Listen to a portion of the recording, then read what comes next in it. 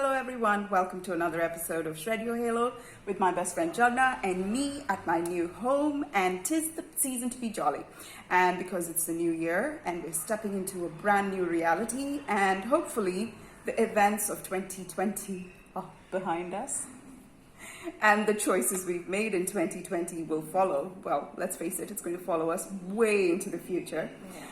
Today, we're going to be discussing about why it doesn't feel quite as like we imagined it would when we reach our goals. In fact, it feels quite bad to reach our goals. Yeah. Success doesn't feel like what success is supposed to feel like. It doesn't. Right? No. So, what's up with that? I'll give a very small example. I wanted to make a vision board. Yeah. And I was so excited because I didn't... Okay, sorry. She does not have a vision board. She has a vision wallpaper. That's what she wanted to make, a vision board. Okay, let's go with that. And I'd been collecting pictures of different things that I wanted to put on it for a while before it actually happened. And initially I was just looking at it on my phone. I hadn't taken printouts. So finally I was able to do it, and then I finished it up and put it up on my wall. Like half my wall is covered with it.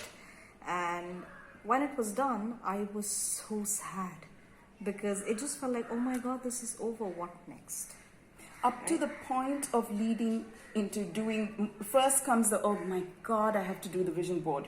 Then no, that what wasn't are the case. I was just excited about making the Oh, vision right, board. okay. So this is a different example because I was looking forward to it. But a lot of the other goals that I set, at least I remember initially, you remember we used to talk and we'd say we'll set the goal from Monday to Sunday. And then we'd start working on it on Friday. Oh my God. And try to finish everything in the last 3 days. I still do that.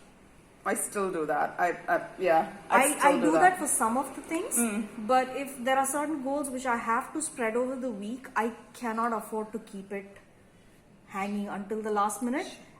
But that's because I know if I wait until the last minute to do it, I won't do it because the pressure will feel too much. But with the vision board, once I had completed it, I had put it up on the wall, it made me very happy, but at the same time it made me very sad because I thought, here I am, I finished this goal and it didn't feel like anything. I don't know what I was thinking it would feel like, but I was just very sad when it was done. And the other goals that I usually set, it's more like, oh, I'm just done. So now I can say that I did something this week.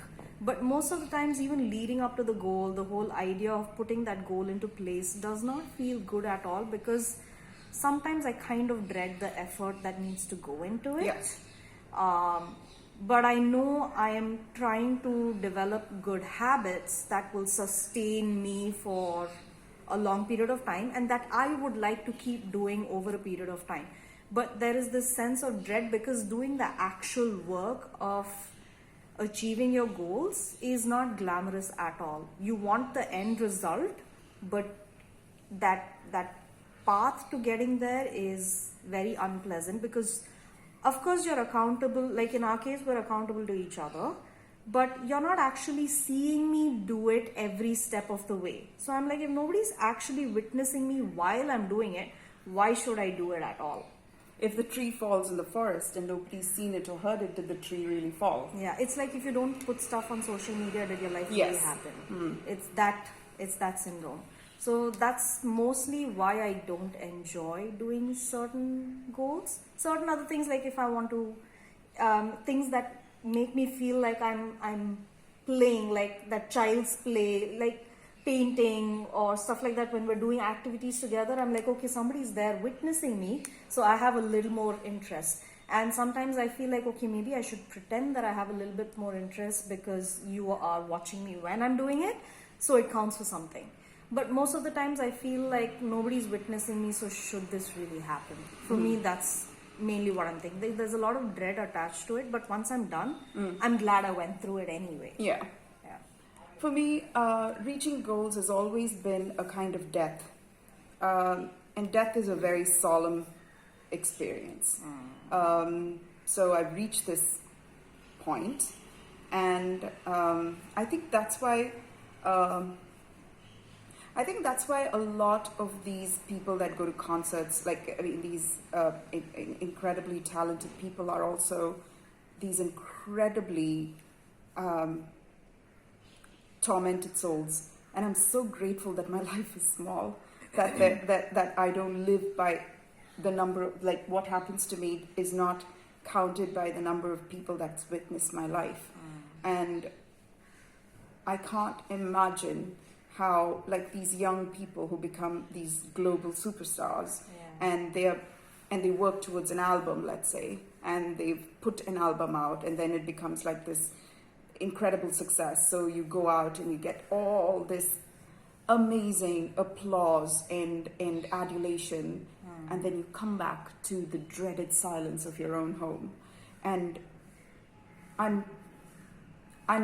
my life is so much saner for the simple reason that many of my accomplishments go unaccounted for, except with me and the people closest to me. And you don't have so many people living inside your head. Yes, and then I come out and the silence of my home matches the silence of my life. So I think I put an inordinate amount of pressure, to be honest, on the achievement of certain goals and the reaching of the certain goals, to feel a certain way. Of course, a lot of people say, a lot of self-help books that I read are always concentrated on the journey is so much more important than the destination. And I get it. But have I practiced it always? Never. Not once have I practiced it. It's always about what am I getting at the end of it, right? Yeah, the journey is as important. To me, this is where I am. The journey is as important as the destination. If the destination is not alluring to me, the journey makes no sense. And if the journey is so unpleasant, the destination loses its allure. Right. So both of it is equally important. And whilst I try to make the journey towards my destination very pleasant by, like I take little breaks, I, to reward myself in little ways, I take rests, all that stuff. And then I get to my destination and the work here is done. That means there's no more need for me and my effort. So it's done. And now is the time to let go. So, like when you finish a painting, when a canvas requires no more brush strokes, no more paint, the artist is not needed anymore. So I've created my entire life and my energy has gone into the creation of this one thing that doesn't require me anymore. Now all that's left within me is not the ownership of that which I've created, but the journey I took towards it. And then I put another target. And I think this is one of the reasons why reaching a goal just does not feel good. And I'm not in the business of trying to make anything feel good either. I'm so comfortable with everything feeling bad and uncomfortable. And I just let it be. I just sit quietly for days together, just feeling sad and broken, and I don't try to cheer myself out of it. I don't distract myself from it. And I just go through it. I don't grit my teeth and go through it either. I just think that, well, this is what I'm supposed to experience. What's the point of life if I don't experience it, right? And most of the time, if not all, I feel an inordinate amount of grief at the end I haven't had that experience yet. Or maybe I haven't let myself feel that way because I'm still in that place where I feel like I just need to get this over with. Yeah. More than some goals I look forward to doing.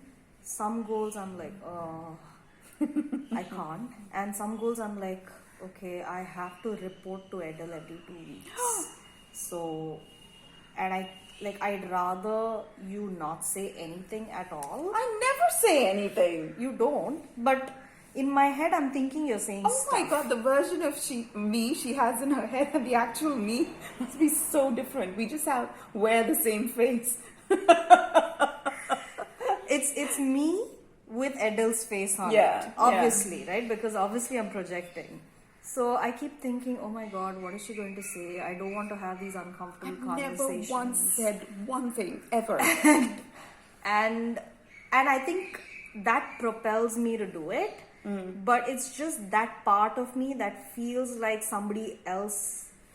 You know what I mean, right? We think that the other person is going to say something, so we put their face to make it easier for ourselves, instead of saying, I am the one who feels this way and I should be taking accountability for that. So certain goals do feel like that. Some goals I look forward to, some goals are but I haven't really, except for the vision board incident, I haven't felt that kind of sadness when it comes to Vision wallpaper. Yes, vision half wallpaper. Other than that incident, I haven't really had an experience of grief around other goals. That it's just been a sense of relief more than anything else. And I tend to feel a lot like that about many things in my life, which means I need to be looking at why I'm looking for that sensation. Like I'm looking for just relief to, kind of get things over done. with. And instead of actually enjoying just going through whatever I'm going through without resistance. Yeah, I need to look at that. It's kind of akin to any act of creation, any act of working towards a creative endeavor, which could be submitting a paper at your workplace, writing an article for your blog post, creating a piece of art, finding a new recipe. Every act of creation is absolute joy, and then comes the period of pregnancy. And then afterwards is the giving birth of it. And now we are all talking about postpartum depression as an enemy to fight against. And whilst there are so many people who suffer an extraordinary amount of, depression, which requires help, then there are, like, I had the pleasure of being with a friend of mine who had a baby, and she said, I don't have postpartum depression, but I just feel sad that my baby is outside of me now. I just feel so sad, but he keeps me so busy that I don't have time to feel sad. And she said, this is the reason why I felt pregnant again. So I think if I didn't feel sad at the birth of every one of my goals, I won't reach for another goal. If I'm going to be so satisfied and so complacent. Is it complacency? You would get complacent, right? If you're not really doing it. I don't know whether it'll be complacency or the sense of contentment and never needing. I've reached it. I'm forever. I'm so, I don't know, insatiable. And in order to feed that insatiability, I have to go through a lot. And I think if I didn't have that insatiable appetite, then who am I? I'm nothing without that. So that hunger for life in general. Something to do something to. If I don't have that, I'm nobody. Right. And in order to be me, I have to accommodate me, and I come with a lot of work to do. Yeah. So I have made my peace with the fact that reaching my goal, giving birth to a creation of mine, is not going to feel good, and I'm okay with that because it keeps me. Yeah, I still have to experience a lot of the things that you're talking about, because I feel like you're also kind of far along in your journey of self-discovery, whereas I'm just sort of getting started. But I suppose this is like a metric that I can just keep in my mind, not looking forward to having the same experiences, but looking forward to something new that I can look at and say, maybe I'm never going to be satisfied with few things. I think many people don't prepare us for the sadness of success. I think people constantly tell us, oh, success is going to be this way. It's going to feel like this and it's going to be like that and that. They decide it for you. And we sort of like, oh, okay, motherhood is going to feel like this. The finishing of this creation is going to feel like this. The opening of my art gallery, the publishing of my book, the acceptance of my paper, the finishing of the dishes in the sink, going to sleep after I did my workout. It's going to feel a certain way. It is not. It is not going to feel a certain way. It's not going to make us feel like rainbows and lollipops. It's going to feel like, at best, nothing. At worst, horrible.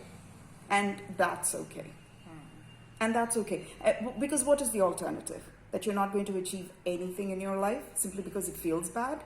If that's the choice we're going to make, and if we're going to hold success hostage to making us feel a type of way, that's a terribly problematic life. We're going to be chasing after that high rather than the actual success of reaching that goal and seeing it take on a life of its own, independent of who you like. I can do my exercise. I can't guarantee my health. But I've done my exercise. But what is the other alternative? Not doing my exercise and then hoping that I'm healthy, and keep constantly telling stories like, oh, I come from good genes. My mom and dad, my great grandfather, and the ape before him were all so healthy. No, you just have to do, and then if it happens, then you deal with it. That's why success feels like shit. Ta-da! So thank you for joining us once again. This fortnight's episode of Shred Your Halo. This is Edel and this is my friend Jharna signing off. We put out a video once every 2 weeks. Please feel free to subscribe, click on the bell icon so that you're notified without fail, and click like and share this video with anybody who needs to have a good dose on the reality of success. Love you and see you in another couple of weeks. Bye.